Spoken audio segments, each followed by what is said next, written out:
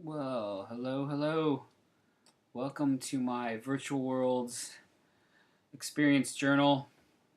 You can see by the title, perhaps I did not have a great time in Second Life. Well, here's why. This was not fun for a new user.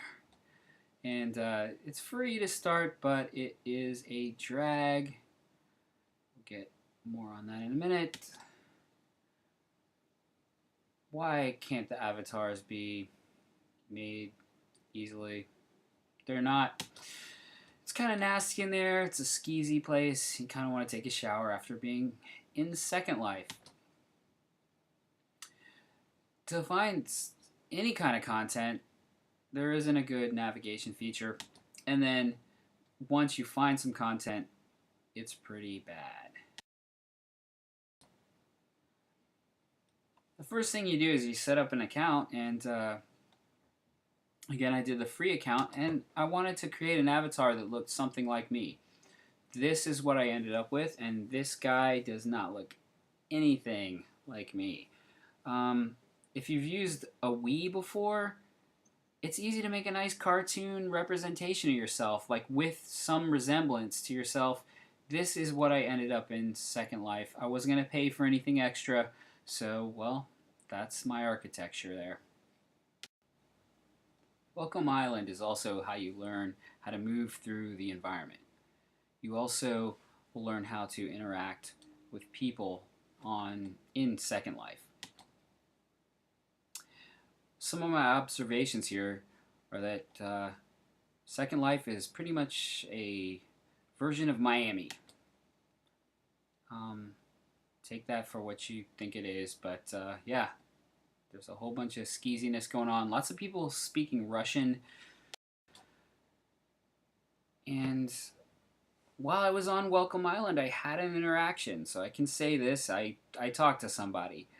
She was levitating in distress, and I was telling her that I was trying to make my avatar look more like me.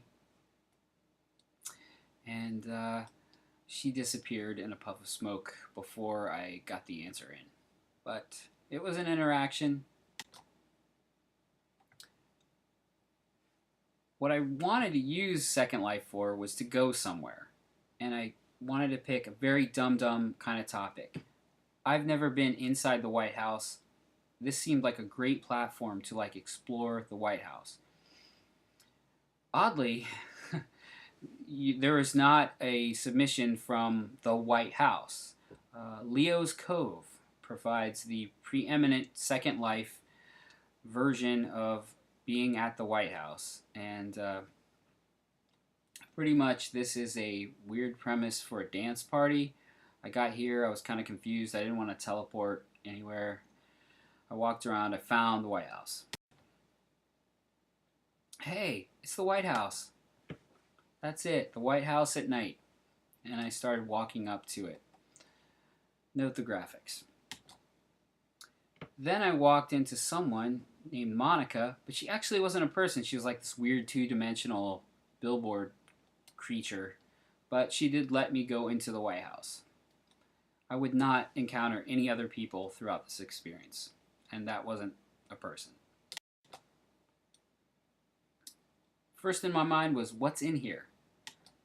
There are rooms, no people, no stuff, hardly any furniture, and sadly, when you're in a room, it doesn't tell you what the name of the room is. This is the White House. This room has a name. Also, look at how tiny I got. Over on Fantasy Island, I was like a reasonable height. I was just trying to make myself short because I'm kind of short. But man, I'm tiny in the White House. Here's another room with no name. It is kind of cool that the photos, the paintings in this room are depicted.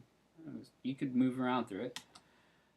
Another room, really good, sort of rendering, kind of, sort of. I was kind of underwhelmed.